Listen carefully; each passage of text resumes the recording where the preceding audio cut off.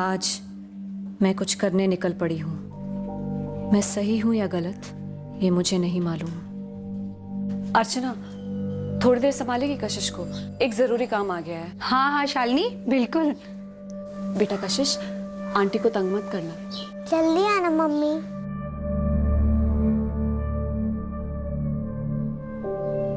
मैं वापस आऊंगी या नहीं, ये भी मुझे नहीं पता।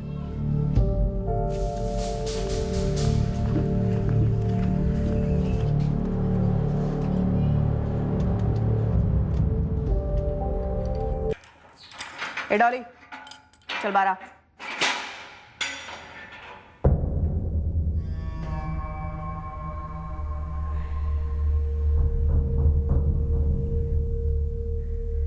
आज जो करने जा रही हूं, ये मुझे सालों पहले करना चाहिए था।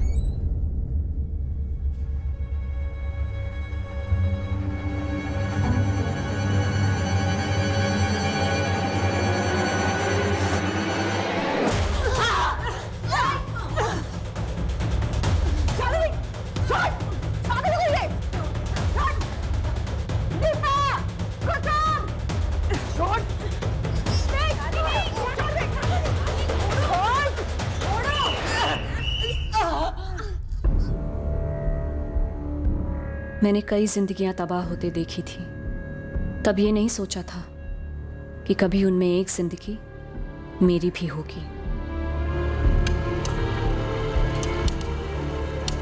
एक अरसे से हमारी बर्बादी लिखित थी, बस ये एक लड़की कोमल आई और तकदीर का लिखा सच कर गई। क्यों कोमल अपना रास्ता खो बैठी? क्यों भटकती भटकती हमारी राह से गुजरी?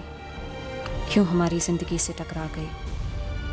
जो बोया जाता है वही पाया जाता है। जुर्म का बीज कब और कैसा जहरीला फल बनकर अपनों की ही नसों में फैल जाता है, ये कह पाना नामुमकिन है। इस केस में भी एक घातक बीज सालों पहले बोया गया था और जहर फैला सितंबर 2017 में, जब शालिनी डोमेस्टिक डिस्प्यूट सेल में बैठी अपने पति राजन पाटीदार का इंतजार कर रही थी।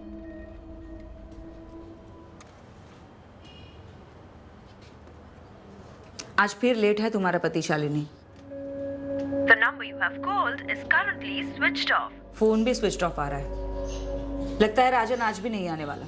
तो अब मैसेज कर देती हूँ, कल का टाइम दे देती हूँ। लेकिन अगर कल भी राजन नहीं आया ना शालिनी, तो मेंटेनेंस और एलिमनी के क्लेम पेपर्स बना देते हैं, फाइल कर देते हैं कोर्ट में।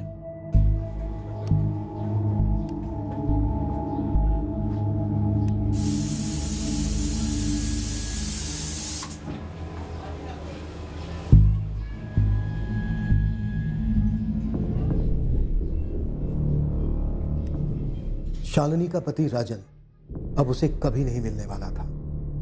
दरअसल राजन के घर में 2 लाशें पड़ी थी।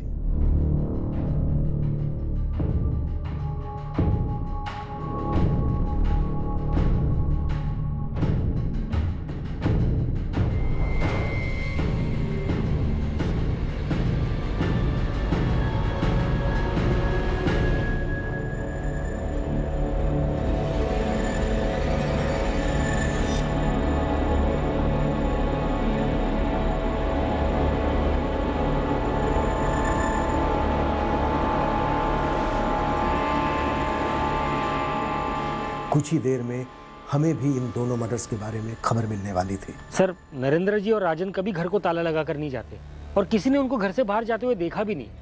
ऊपर से बदबू, सर ये कोई चूहा मरने की बदबू नहीं है सर, जरूर कोई गड़बड़ है।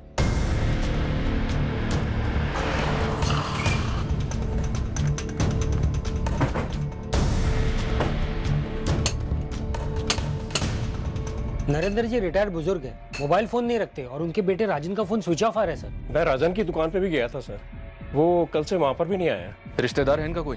हाँ, उनके छोटे भाई प्रकाश जी है, अहमदिया रोड पे रहते हैं, उनको फोन कर दिया है, वो आते ही होंगे।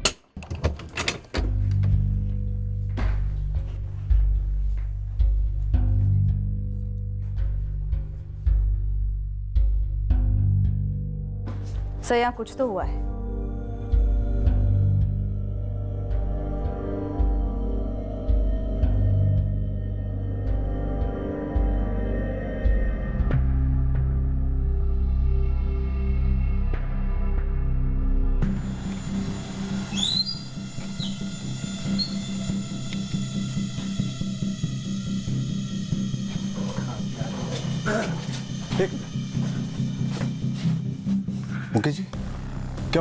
पता नहीं, पर कुछ ठीक नहीं लग रहा।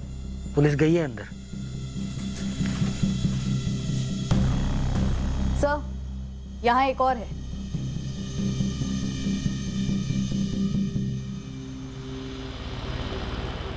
ये शायद राजन पाटीदार है।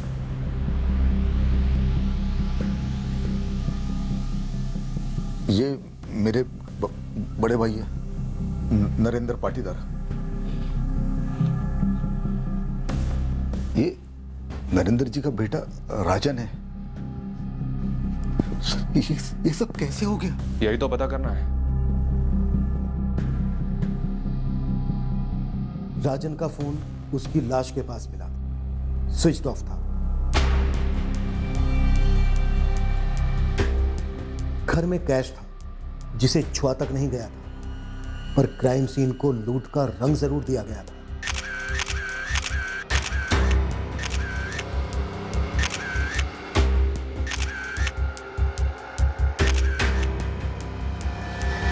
विक्टिम्स के घर के बाहर खड़ी दोनों मोटर बाइक्स ने भी हमारे शक का एंटीना खड़ा किया कि कौन घर में दाखिल हुआ होगा और ये डबल मर्डर किए होंगे। ये दोनों बाइक्स बाप बेटे की हैं? सर, ये वाली राजन भैया की है और ये पता नहीं। मोहल्ले में ऐसा कोई है जो अपनी बाइक यहाँ पार्क करता है? सर मुझे तो नहीं लगता, पर पता करता हूँ। जल्दी पता करो। सर, शराब की बोतल तकरीबन खाली है, पर कोई ग्लासेस नहीं मिले हैं। खाने की कोई प्लेट्स वगैरह नहीं मिली? नहीं सर, शायद एक से ज्यादा हत्यारे थे, जाने से पहले सब कुछ साफ करके चले गए। या फिर सर, सिर्फ यही दोनों मर्द रहते थे इस घर में। हो सकता है खाना ही ना बना हो, बाप बेटे का घर से बाहर जाकर खाने का प्लान हो, या फिर कुछ और। दोनों की मौत लगभग एक ही वक्त पर हुई है। हमला जान लेने के इरादे से किया गया हो। राजन पाटीदार के ब्लड में अल्कोहल की मात्रा बहुत ज्यादा थी। कत्ल कल रात में होंगे या सुबह? 16 सितंबर की सुबह 5:30 से 6:30 के बीच। अटैक बहुत भयंकर था इंस्पेक्टर। हमले के लिए चाकू या चॉपर का इस्तेमाल किया गया हो। राजन पर 11 बार स्टैबिंग हुई। और नरेंद्र? सर पर एक घाव है जो शायद बाथरूम में गिरने से हुआ होगा। पेट पे जो घाव है वो चाकू या चॉपर से किया गया होगा। यानी दोनों बॉडी 16 सितंबर को पूरा दिन और आज सुबह 11:30 बजे तक घर पर ही पड़ी हुई थी, तब जाकर पड़ोसियों को सड़न की बुआई। आपने कहा घर बाहर से बंद था, तो घर पर 2 दिन तक कोई आया ही नहीं? अखबार वाला, दूध वाला या कोई और?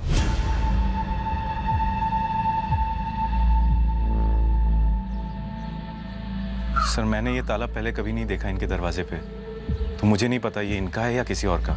मोनू, तुम्हारे फादर प्रकाश ज्यादा कुछ बोल नहीं रहे? सर, दरअसल पापा और नरेंद्र ताऊ जी के बीच में 10 साल से कोई बातचीत नहीं हुई है, और पापा तो इस घर में कई साल बाद आ रहे हैं। क्यों? सर, राजन शादीशुदा था, लेकिन पड़ोसियों का कहना है कि किसी ने भी राजन की पत्नी शालिनी को पिछले 5-6 महीनों से देखा ही नहीं है। मोनू, राजन की पत्नी शालिनी कहाँ है? सर, वो राजन भैया और शालिनी भाभी अलग हुए थे, माने अलग अलग रह रहे थे। तो शालिनी भाभी मायके में अपनी बेटी कशिश और दोनों भाइयों के साथ रह रही हैं। तो इस बारे में शालिनी को खबर की है? नहीं की है सर। पड़ोसियों में से किसी के पास ना ही उसका नंबर है, ना ही पता। नंबर मेरे पास है मैडम।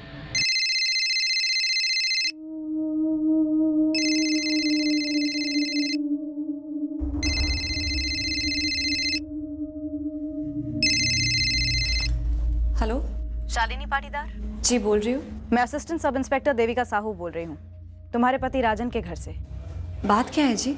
तुम्हारे पति राजन और ससुर नरेंद्र दोनों की हत्या हुई है। शालिनी, कैसे? कब हुआ ये?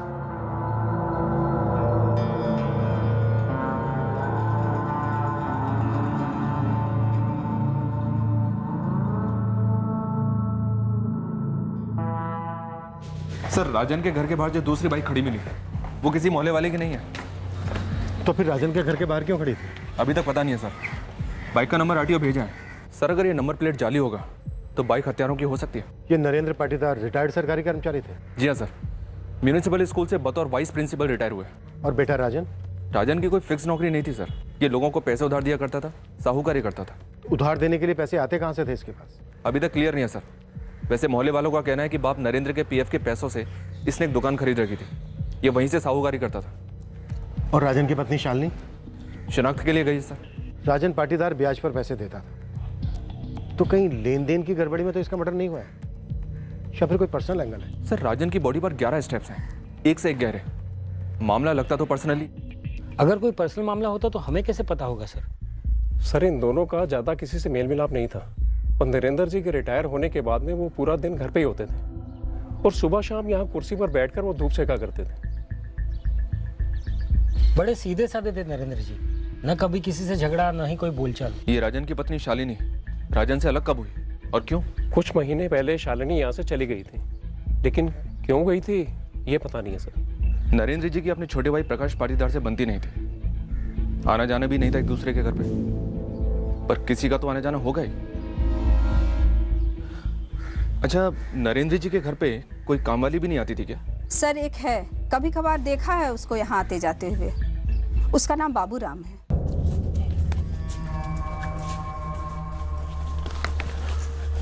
राम राम नरेंद्र जी। अरे राम राम बाबूराम, आजा। कहाँ मिलेगा ये बाबूराम?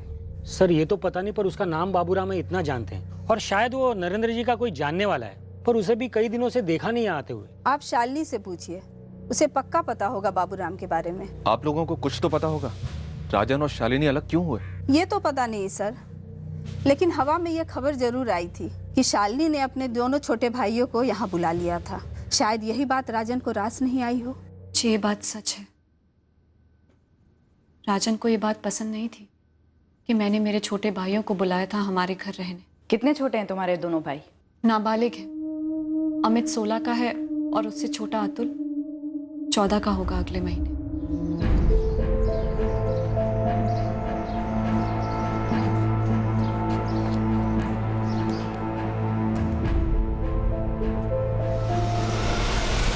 बहुत भयंकर तरीके से हत्या हुई तुम्हारे पति और ससुर की।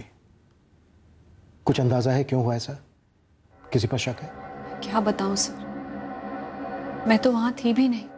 दरअसल मैं तो कल राजन का इंतजार कर रही थी डोमेस्टिक डिस्प्यूट सेल पर। वो आए नहीं, फिर मैं घर भी गई और बाहर ताला लगा था। तुम्हारे और राजन के बीच में मसला क्या था? सिर्फ इतना ही कि राजन अपने घर में तुम्हारे दोनों छोटे भाइयों को रहने नहीं देना चाहता था? जी, मेरे छोटे भाई नाबालिग हैं अभी, उन्हें मेरी जरूरत है, लेकिन ये बात राजन कभी समझते ही नहीं थे।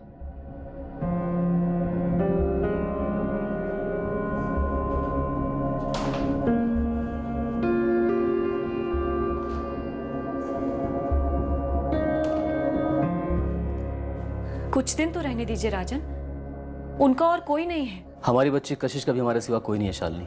क्या मैंने कशिश की परवरिश में कोई लापरवाही की? आगे भी ना हो इसलिए कह रहा हूँ। और ये क्या तुमने सब कुछ अपने सर पे ले रखा है? हाँ, तुम्हारी बहन सोनिया भी तो है, वो भी तो कुछ कर सकती है उनके लिए। मैं बड़ी हूँ राजन, मेरी जिम्मेदारी बनती है। और अपने परिवार के प्रति तुम्हारी कोई जिम्मेदारी नहीं है।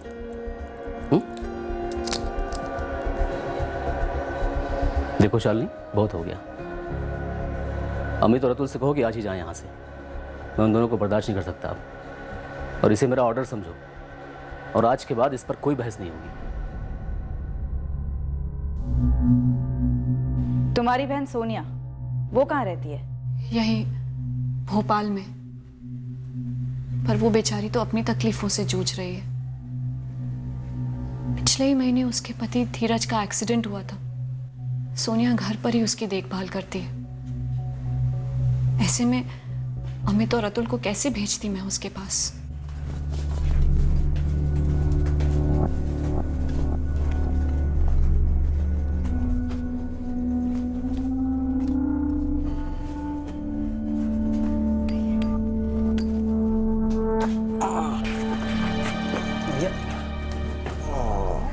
सिद्धेश सुन, मेरे मैनेजर अश्विन जी का घर पता है ना तुझे?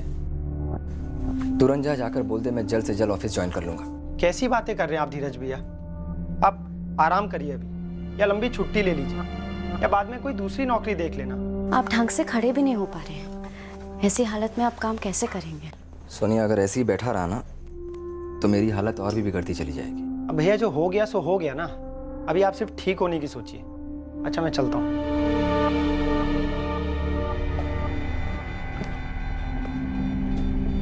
मेरे सामने राजन ने कोई रास्ता ही नहीं छोड़ा था। इसीलिए मैं मजबूरन कशिश को लेकर अपने मायके चली गई, अमित और अतुल के साथ। तुम्हारे मायके में तुम्हारे माँ बाप नहीं है? मेरे पिताजी मेरी माँ को काफी समय पहले छोड़कर चले गए थे, याद भी नहीं कब। मैं बहुत छोटी थी शायद। और माँ? माँ भी कुछ महीनों पहले अचानक से छोड़कर चली गई, बिना कुछ बोले। कोई तो कारण होगा। मेरी माँ बहुत ज्यादा मायूस रहती थी, कुछ बोलती ही नहीं थी कि क्या चल रहा है उसके दिमाग में। बस एक दिन उठकर चली गई। पर कहाँ गई? किसी रिश्तेदार के यहाँ या फिर कहीं और? कुछ पता नहीं सर, बस इतना पता है कि मेरी माँ मेरे दोनों छोटे भाइयों को अकेला छोड़कर चली गई। तुमने राजन का घर छोड़ दिया, तो भी डोमेस्टिक डिस्प्यूट सेल में क्या मसला चल रहा था तुम दोनों के बीच? राजन के घर से चले जाने के बाद राजन आए दिन मेरे मायके आते, मुझ पर दबाव डालते, मुझे खूब पीटते और एक ही बात बोलते कि वापस आ जाओ कशिश के साथ। कौन लड़ाती है? अपने दोनों निकम्मे भाइयों के लिए मेरा घर बर्बाद करेगा तू? हाँ? तुझसे शादी करके बहुत बड़ी गलती की मैंने आपके पिताजी की सेवा बहुत शिद्दत से की है। कभी कहा आपसे कि वो हमारे साथ नहीं रह सकते, या कभी कहा कि आप उनकी जिम्मेदारियां नहीं उठा सकते? अरे बाबा है मेरे वो। ये दोनों मेरे छोटे भाई हैं। बकवास करती है। देख, या तो तू चुपचाप कशिश को लेकर घर आ जा, वरना तलाक का नोटिस भेजा तो तेरे पास में। उसका नाक रगड़ती हुई आएगी ना, तो भी मेरे घर का दरवाजा नहीं खुलेगा तेरे लिए, याद रखना। आप अपनी जिम्मेदारियों से पल्ला नहीं झाड़ सकते राजन। मैं पल्ला झाड़ू जिम्मेदारियों से? बिल्कुल अपने माँ के नक्शे कदम पर चल रही हूं। जैसी माँ वैसी बेटी। आए दिन वो आते, मुझे पीटते, रोज रोज के हंगामे से तंग आ गई थी मैं। फिर एक दिन हिम्मत करके पुलिस कंप्लेन कर दी। फिर राजन ने डाइवोर्स की धमकी दी, लेकिन मुझे डाइवोर्स नहीं चाहिए था। मुझे मेरी जिंदगी चाहिए थी, मेरा परिवार चाहिए था, लेकिन मुझ पर जिम्मेदारियां भी तो थी अपने दोनों भाइयों की। मुझे दोनों घर संभालने थे, मेरा अपना और मेरे भाइयों का। क्या कोई पाप है, गुनाह है कि एक औरत अगर अपने छोटे भाइयों का ख्याल रखना चाहे? शालिनी, ये बाबूराम कहाँ मिलेगा? वो तो मेरे ससुर जी के कुछ पर्सनल काम से आया करते थे। मेरे जाने के बाद अगर उन्हें रखा गया होगा तो मुझे नहीं पता, वरना 7 महीने पहले तक तो घर का सारा काम मैं ही करती थी। हर काम खुशी खुशी करती थी, किसी को शिकायत का मौका नहीं देती थी। मेरी बेटी, मेरे पति, ससुर जी, सबका ख्याल रखती थी।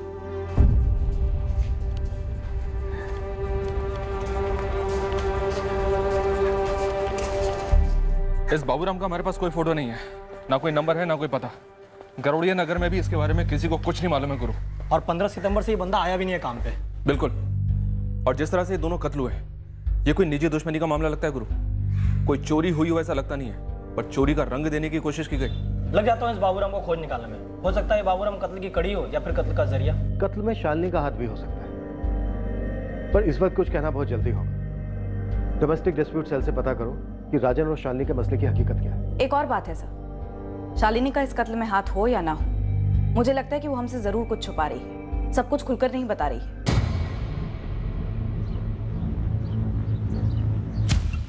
लोग झूठ बोल सकते हैं, सच को छिपा सकते हैं, पर सच के पदचिन्ह सामने दिख ही जाते हैं और झूठ के दरवाजे तक ले ही जाते हैं। सर, हमने राजन पाटीदार के फोन का पासवर्ड क्रैक कर लिया। 15 सितंबर की रात 1:45 बजे यानी 16 सितंबर की अर्ली मॉर्निंग उसका फोन एक्टिव था। बात हुई थी किसी से। कॉल राजन ने किया था या किसी ने उसे किया था?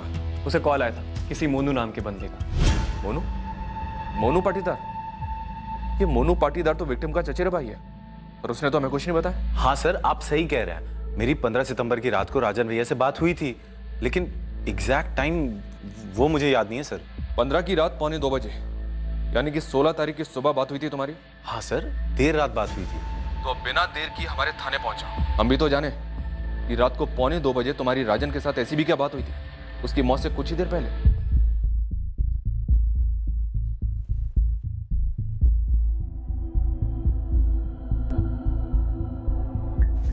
17 सितंबर की डेट दी थी मैंने राजन पाटीदार को कि आए यहाँ और अपना जो भी फैसला है हमें बता दें। डिवोर्स लेना है या सुलह करनी है। और इस आखिरी फैसले के पहले ही राजन का मर्डर हो गया और उसके पिता नरेंद्र का भी। ऐसा है ना देविका, मैं पक्का तो नहीं बोल सकती कि इस डबल मर्डर में शालिनी का हाथ है या नहीं, लेकिन हाँ 17 सितंबर को शालिनी यहीं बैठी थी राजन का इंतजार करते हुए। अब वो ड्रामा कर रही थी या सच में इंतजार कर रही थी, ये बताना मेरे लिए बहुत मुश्किल है। आखिर मैं एक काउंसलर हूँ, जासूस नहीं। वंदना, आपको क्या लगता है, क्या राजन शालिनी से सच में डिवोर्स लेना चाह रहा था या सुलह करना चाह रहा था? सच बोलूं ना तो मुझे ये राजन का कैरेक्टर बिल्कुल समझ में नहीं आया, और ना ही ये समझ में आया कि शालिनी के माइंड में क्या चल रहा है। क्यों? ये केस हमारे पास बतौर कंप्लेंट आया था शालिनी की तरफ से कि राजन उसे मारता है, और जब मैं इन दोनों को साथ में बिठाकर यहाँ सुलह करवाने की कोशिश कर रही थी तब राजन ने कह दिया कि उसे डिवोर्स चाहिए। ठीक है, बहुत हो गया, इस बात को यहीं खत्म करते हैं। मैं तलाक के लिए राजी हूं। अगर दोनों का यही फैसला है तो बिना लड़ाई झगड़े के कर देते हैं डिवोर्स। क्यों शालिनी? मैंने अभी तक डाइवोर्स का नाम तक नहीं लिया। मुझे नहीं चाहिए डाइवोर्स। तो और क्या चाहिए तुझे? हाँ, दो नाव की सवारी करेगी, एक तरफ अपने मायके की चाकरी करेगी और दूसरी तरफ मैं अकेला सड़ता रहूंगा, ना शादी का सुख ना औलाद का सुख। मैं घर लौटने को तैयार हूं। पहले राजन ने एकाएक डिवोर्स की बात करके चौंका दिया, और फिर शालिनी जो हमारे पास घरेलू हिंसा की फरियाद लेकर आई थी एकदम से उसके साथ घर लौटने को तैयार हो गई क्योंकि राजन ने डिवोर्स की बात कही। शायद यही वजह रही होगी। बात यहीं पर खत्म नहीं होती। जब राजन से मैंने कहा कि डिवोर्स के बाद कितने खर्चे होंगे एलिमनी और मेंटेनेंस को लेकर, तो फिर से पलट गया। कहा कि मुझे मंजूर है शालिनी मेरे साथ घर लौटे। 17 सितंबर को फुल एंड फाइनल करना था कि डिवोर्स चाहिए या साथ में रहना है, लेकिन उसके पहले ही मर्डर हो गया। अब बात हो ही रही है तो एक बात और बता दूं, मुझे हमेशा ही डाउट रहा है कि शालिनी की अपने पति के घर छोड़ने की वजह कुछ और ही है। मतलब अपने भाइयों की देखभाल करने के अलावा कोई दूसरी वजह? हाँ, मेरे पास इस बात का कोई पक्का सबूत तो नहीं है, लेकिन मुझे लगता है इस पति पत्नी के बीच कोई और है। शालिनी का या राजन का? राजन। मोनू, तूने हमें इस कॉल के बारे में क्यों नहीं बताया? तूने राजन को रात को 1:45 बजे फोन किया और पोस्टमार्टम रिपोर्ट के हिसाब से राजन का कत्ल सुबह 5:30 से 6:30 के बीच हुआ। मोनू, कत्ल के पहले राजन ने किसी के साथ बैठकर काफी शराब पी थी। क्या वो तू था? बिल्कुल नहीं सर, मैं तो घर पे था, घर ही से फोन किया था। रात के 1:45 बजे या तो कोई इमरजेंसी में फोन करता है या फिर प्रेम में।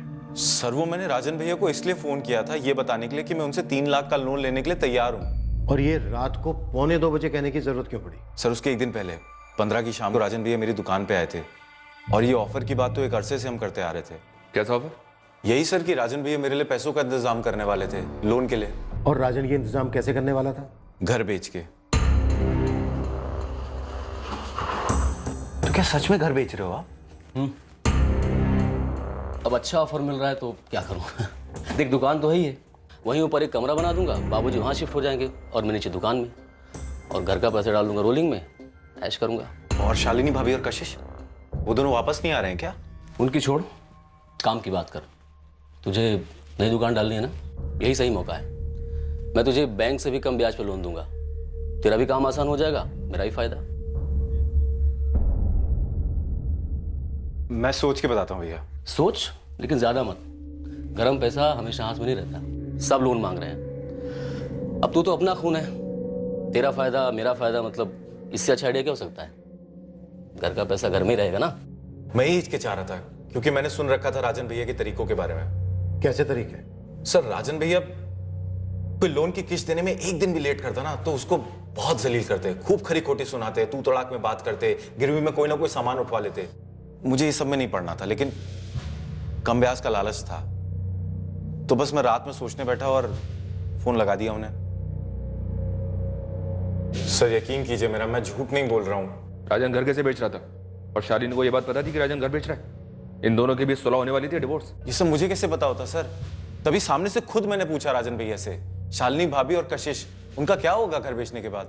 मजा नहीं आ रहा है मोनू तेरे झूठ में। चल अब सच बोलते हैं, तेरे नरेंद्र ताऊ और राजन भैया को किसने मारा? सर मुझे कैसे पता होगा सर, आप मेरे मम्मी पापा से पूछे।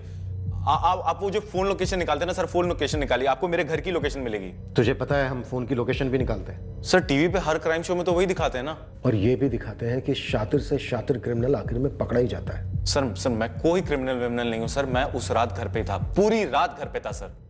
झोल है। जी हाँ सर। सर क्या वाकई में ऐसा हो सकता है कि राजन घर बेचने वाला हो, शालिनी को इसकी भनक तक ना हो? मुझे लगता है यहाँ कुछ लोग बहुत कुछ बोल नहीं रहे। अगर राजन का इरादा सच में घर बेचने का था सर, तो इस बारे में उसने किसी से तो बात की होगी, कोई तो घर खरीदने वाला भी होगा। और घर बेचने से शायद किसी को आपत्ति भी हो सकती है, शालिनी या फिर राजन के फादर नरेंद्र।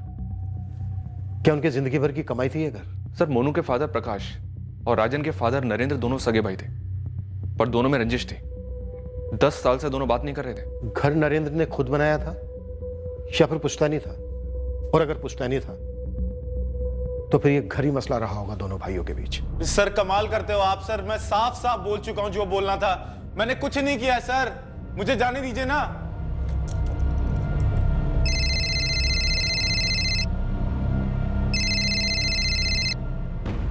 हेलो प्रकाश पाटीदार, मैं सब इंस्पेक्टर ठाकुर बोल रहा हूँ। हाँ बोलिए। आपसे कुछ बात करनी है। किस बारे में? आपके बड़े भाई नरेंद्र और भतीजे राजन के कत्ल के बारे में, और अगर इसके अलावा और भी कोई बात है तो वो भी करेंगे। सर मैं ये पहली बार सुन रही हूँ, मुझे तो यकीन नहीं हो रहा है कि राजन अपना घर बेचना चाहते थे, वो भी मुझे बिना बताए। शालिनी हमारे साथ लुका छुपी कौन खेल रहा है, मोनू या तुम? मैं राजन के बारे में क्यों कुछ छुपाऊंगी सर? मेरे बच्ची के पिता थे वो, उनसे सुलह करके घर लौटना चाह रही थी मैं। तुम वाकई में घर वापस लौटना चाह रही थी? सर आप मुझ पर शक कर रहे हैं? मुझ पर? सर आरटीओ पेपर्स, राजन की बाइक के पास में जो बाइक पार्क थी वो किसी जितेंद्र चौबे के नाम पर रजिस्टर्ड है। ये जितेंद्र राजन के ही मोहल्ले का है?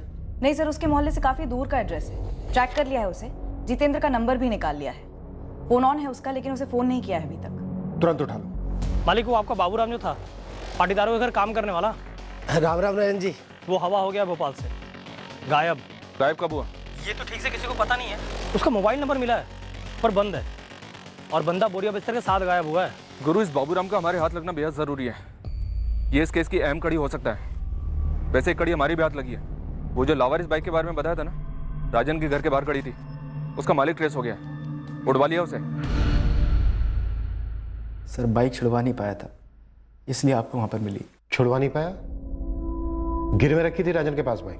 50,000 लिए थे राजन भाई से, सिर्फ 15,000 लौटा पाया था, और 1 साल से ऊपर हो गया था। जब नहीं लौटा पाया था तो राजन भाई चढ़ गए मेरे ऊपर। राजन भाई बाइक लेकर मत जाओ, मेरी खटिया खड़ी हो जाएगी। राजन भाई मैं ऑफिस जाता हूँ इस पर। ऑफिस जाता ना तो महीने के आखिर में सैलरी मिलती होगी तुझे, घर भी चलता होगा उसी से, गाड़ी में पेट्रोल भी डालता है। लेकिन साले किस्त तो बहुत दूर की बात है, सही ढंग से ब्याज भी नहीं लौटा पाया तू अभी तक। लौटा दूंगा। लौटा दे, तुझे बाइक लौटा दूंगा। 6 महीने हैं तेरे पास, पूरे पैसे मुझे मिल गए तो ठीक है, नहीं तो बेच दूंगा इसे। राजन भाई ऐसा मत करो राजन भाई। शेर बकरी से दोस्ती कर लेगा तो घास खाने के दिन आ जाएंगे। पैसे लेके आ, बाइक लेके जा। किस मुंह से उन्हें रोकता साहब, मैं बताओ। 4 महीने तक कुछ नहीं दे पाया, बाइक वहीं पड़ी रही। और तू वहां पहुंचा 15 सितंबर की रात को, गुस्से में आकर तूने राजन को मार डाला, और साथ में उसके बूढ़े बाप को भी। साथीदार कौन था तेरा? जो दूसरा देनदार? ये सब क्या बोल रहे सर आप? मैं ईमानदार आदमी हूँ, ईमानदारी से अपना काम करता हूँ। मैंने ना अपनी बहन की शादी के लिए 50,000 रुपये लिए थे राजन भाई से, क्योंकि मेरी उनसे पुरानी जान पहचान थी, और मैंने आज तक कोई गलत काम किया ही नहीं है। चुप रहना भी गलत काम होता है जितू। तेरी ये बाइक की तस्वीर भोपाल के हमने हर अखबार में छापी थी, ऐसा हो ही नहीं सकता कि तूने देखी ना हो। देखी थी। फिर भी चुप रहा, क्योंकि चोर की दाढ़ी में तिनका। कोई तिनका उनका नहीं था सर, मैं डरा हुआ था। आप लोगों ने बाइक की तस्वीर ऐसे छापी थी जैसे बाइक का मालिक ही खूनी हो। मैंने ये सोचा कि मैं सामने से जाऊंगा मेरी लग जाएगी। तो अब क्या कम लगेगी तेरी? सर मैं एक सीधा आदमी हूँ, मेरी एक गलती कि मैं लोन नहीं लौटा पाया, लेकिन मेरा लौटाने का इरादा पक्का था और लौटा भी देता। राजन भाई जब बाइक लेकर गए थे ना, थोड़ा दुख हुआ था, तकलीफ हुई थी, लेकिन वो तो अपनी जगह गलत नहीं थे। मेरी कोई रंजिश थोड़ी थी राजन भाई के साथ। रंजिश गलत शब्द है। खटास से हमारे बीच खटास। वजह? जमीन। राजन जो घर बेच रहा था पुश्तैनी था। सर पहली बात तो मुझे मालूम ही नहीं था कि वो घर राजन बेच रहा है कि नहीं, कैसे मालूम होगा? और दूसरी बात वो पुश्तैनी नहीं था, नरेंद्र भाई साहब ने खुद अपनी कमाई से खरीदा था। तो फिर कौन सी जमीन का मसला था? पुश्तैनी खेत। नरेंद्र भाई साहब थोड़े अड़ियल किस्म के इंसान थे, बड़ा हिस्सा अपने पास रख लिया, छोटा मुझे दे दिया, जबकि जरूरत ज्यादा मुझे थी। बात पुरानी है लेकिन गुस्सा तो बना रहा। लेकिन राजन और मोनू में बनती थी, वो एक दूसरे से मिलते थे, बात करते थे, पर उनमें क्या बातें होती थी वो मुझे पता नहीं। पर राजन घर बेच रहा है ये बात सिर्फ मोनू को पता थी, शालिनी को भी नहीं। ऐसा कैसे हो सकता है? सर आप मोनू पर शक कर रहे हो? सर जरा सोचिए, राजन को और नरेंद्र भैया को मारकर क्या वो घर मोनू का हो जाता? बिल्कुल नहीं। शालिनी और कशिश का हो जाता। होता नहीं होता हमसे क्या मतलब, लेकिन हमारा तो नहीं होता ना सर। सर मोनू ने कुछ नहीं किया, प्लीज उसे छोड़ दीजिए आप। प्रकाश जी, एक बाबूराम है जो आपके भाई के घर काम करता था, क्या ये उसका किया कराया हो सकता है? किसी ने उसे पैसे दिए ऐसा करने के? प्रकाश जी, क्या बाबूराम ऐसा कर सकता है? सर ये बाबूराम जो है वो नरेंद्र भैया जिस स्कूल में उपाध्यापक थे वहां पे चुटपुट काम किया करता था। और मैं कैसे बता सकता हूं कि उसी ने नरेंद्र भैया का खून किया है, नहीं किया है? हो भी सकता है, नहीं भी हो सकता है, लेकिन मोनू ने नहीं किया। आप मोनू को छोड़ दीजिए प्लीज। अगर बाबूराम ने ये किया है तो किसके कहने पर किया होगा? किसके लिए किया होगा? उसकी किसी के साथ कोई पुरानी दुश्मनी, कोई भड़ास? पता नहीं अब वो कहाँ है, गुस्से में घर छोड़कर चली गई थी। शालिनी के साथ हमारी बात हो रही है, वो अपने मायके में ही है। शालिनी नहीं, मैं रानी भाभी की बात कर रहा हूं, नरेंद्र भाई साहब की पत्नी। वो जिंदा है? उनके साथ होती तो जीते जी मर जाती। नरेंद्र भाई साहब अच्छे पति नहीं थे।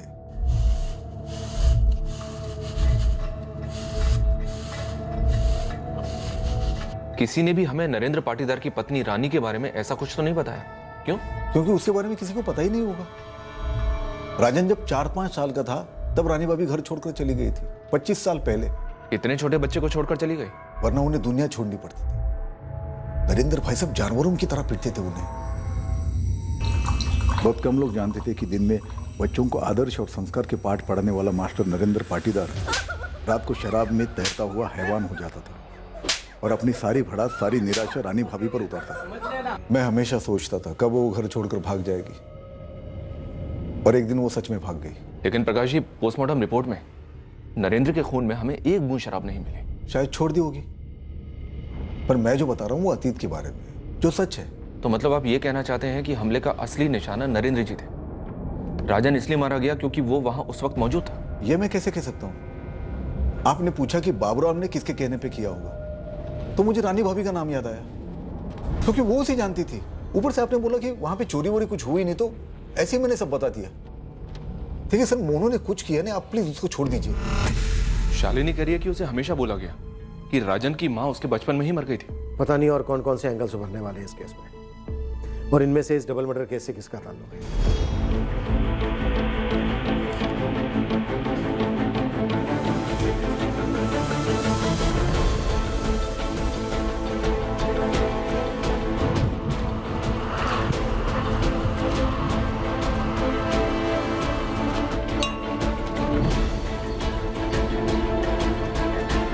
मुझे माफ कर दो भगवान, मुझे माफ कर दो। राजन पाटीदार के फोन रिकॉर्ड्स आ गए। इनमें से 3 औरतों से वो रेगुलर टच में था, महिमा शुक्ला, पूजा जैन और नैना प्रजापति।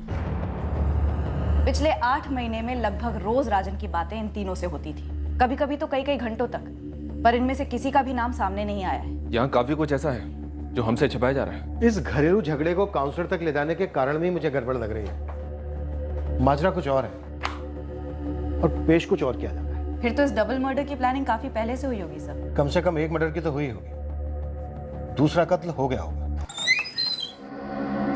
अमित, अमित, कब समझेगा तू अमित? कब समझेगा? जहर है ये, जहर। तेरी देखा देखी अगर अतुल को भी ये लत लग गई तो ऐसे ही चाहता है तू?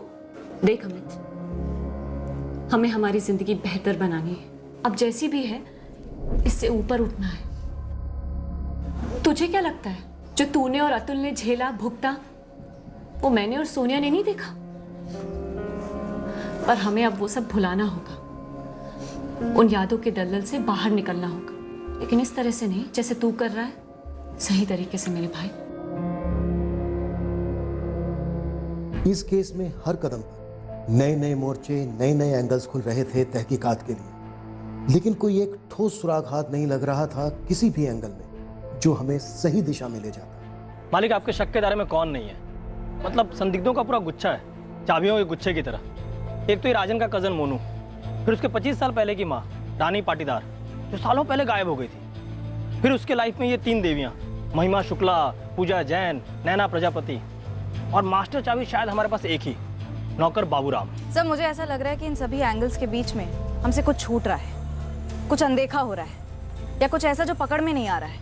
ये शालिनी की माँ, उसका क्या? उसका क्या गुरु? मेरे को थोड़ा खटकता है कि ये शालिनी की शादी को 7 साल हो चुके हैं, 6 साल की उसकी बच्ची है। शालिनी की छोटी बहन सोनिया की शादी को भी 3 साल हो चुके हैं, और शालिनी की माँ का पति कई सालों पहले गुड बाय बोल गया। मतलब इस औरत ने अकेले अपने बलबूते पे इन दोनों लड़कियों को सेटल किया, और अब अचानक अपने दोनों नाबालिग लड़कों को छोड़कर ऐसे ही गायब हो गई। बात कुछ जमती नहीं है साहब। कुछ बनता है इधर? सर अगर टाइमिंग देखें तो केस वहीं से शुरू होता है।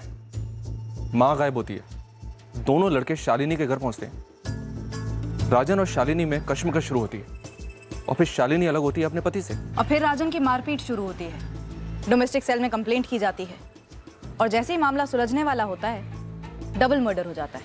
लग जा, खोज निकाल शालिनी की माँ का, पता तो चले वो इस केस की चाबी है या फिर संदूक के अंदर का सबसे बड़ा राज। संदिग्धों की लिस्ट बढ़ती जा रही थी, हमारे पास कई एंगल्स थे, लेकिन अब इस केस में एक नया पहलू सामने आने वाला था।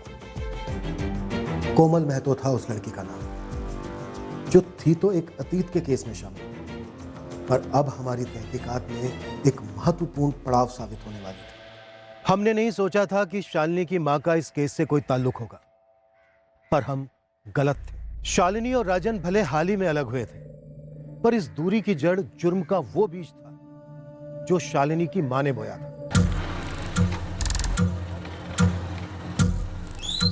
सही वक्त पे सही जगह उंगली रखिए साहब। हाथ में क्या है गुरु? यही कि ये शालिनी की माँ कोई गायब वायब नहीं है। मतलब शालिनी झूठ बोल रही है? कहाँ है शालिनी की माँ? आपके चौखट पे ही बैठी है साहब, मैडम अंदर है, रेवड़ी चौक थाने के लॉकअप में बंद है। अरे ओ आशा, अरे सुन रही है क्या? अरे हम कैदी हैं तो क्या हुआ, जानवर तो नहीं है ना? अरे सूखी रोटियां तो ना खिलाया कर बहना। मैं पैसे दूं क्या खाना मंगवाने के लिए? तेरे हराम के पैसे तू रख अपने पास। तू जैसी गिरी औरत को सूखी रोटी तो क्या भूसे की रोटी में नहीं देनी चाहिए। डॉली जायसवाल नाम है शालिनी की माँ का। फरवरी 2017 में पुलिस को टिप मिली थी डॉली के खिलाफ, धर दबोचा उसे। Charge 370 human trafficking. जी साहब, इस डॉली ने एक लड़की अगवा की थी और उसे धंधे पे चढ़ाया था। अपने घर से बिजनेस कर रही थी, सालों से इसका यही पेशा है साहब। लड़कियां खरीदती है, बेचती है और धंधे पे लगाती है। क्या पता कैसे हमारे रडार से शालिनी का बैकग्राउंड छूट गया। शालिनी ने हमारे रडार से बाखूबी छुपाया इसे। पर डॉली के बैकग्राउंड का राजन पाटीदार और नरेंद्र पाटीदार के कत्ल से कनेक्शन क्या बनता है गुरु? बन सकता है मालिक। कोई लीड है? मेरा एक हिस्ट्री शीटर दोस्त है फैजल, डॉली ने उसे लॉकअप में बुलाया था अभी पिछले महीने अगस्त में। सलाम डॉली जी।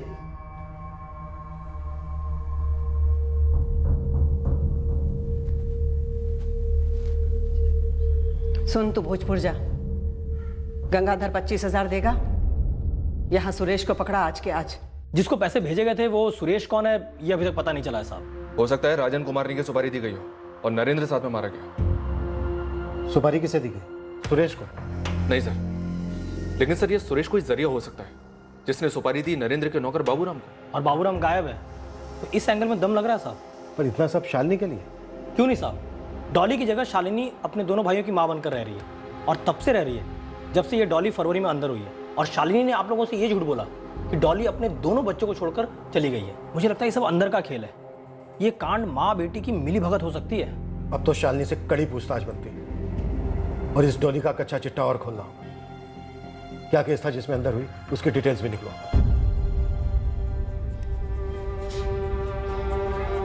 लाख कोशिश करो बुरी यादों के दलदल से निकलने की, वो फिर भयानक सपने बनकर लौटते हैं। कई जिंदगियां बर्बाद हुई थी अतीत में, कई जिंदगियां बर्बाद हो रही हैं वर्तमान में, और आने वाले दिनों में और जिंदगियां दांव पर लगेंगी।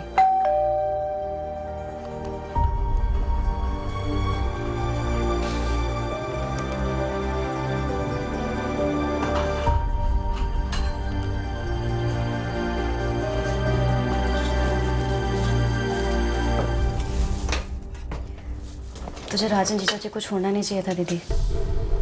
मुझे पता नहीं था कि उन्हें जान की कीमत चुकानी पड़ेगी। तुझे लगता है कि माँ ने ये सब कराया है?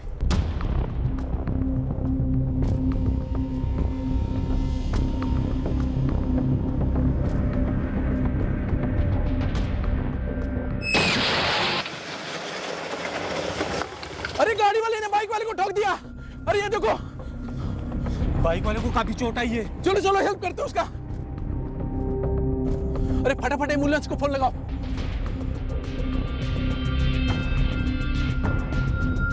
अब भी एंगल्स अनेक थे, सवाल बेशुमार थे, और हम तरस रहे थे उस ब्रेक थ्रू, उस एक ठोस सुराग के लिए जो कील ठोक देता इस केस में।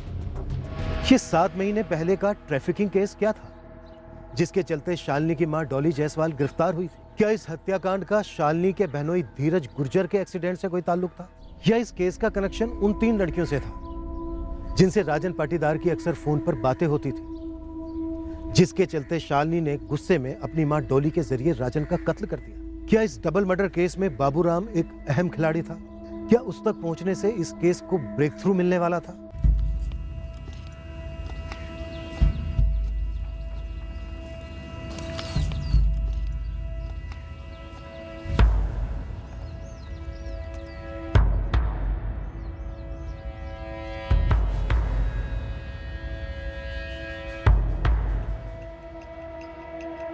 क्या इस केस के कुछ ऐसे भी पहलू थे जो अब तक हमारे सामने नहीं आए थे? कातिल ने जितनी भी शातिर चाल चली थी, हमने भी ठान ली थी कि हम इस केस की तह तक जाएंगे, गुनहगारों का और कत्ल के मकसद का भी पता लगाएंगे कि इस डबल मर्डर में असली निशाना कौन था और कौन मौके पर होने की वजह से मारा गया। कल रात हम इस केस को अंजाम देंगे। क्राइम पेट्रोल सतर्क। जय Hind. For more updates, subscribe to our channel, click the show links and enjoy watching the videos.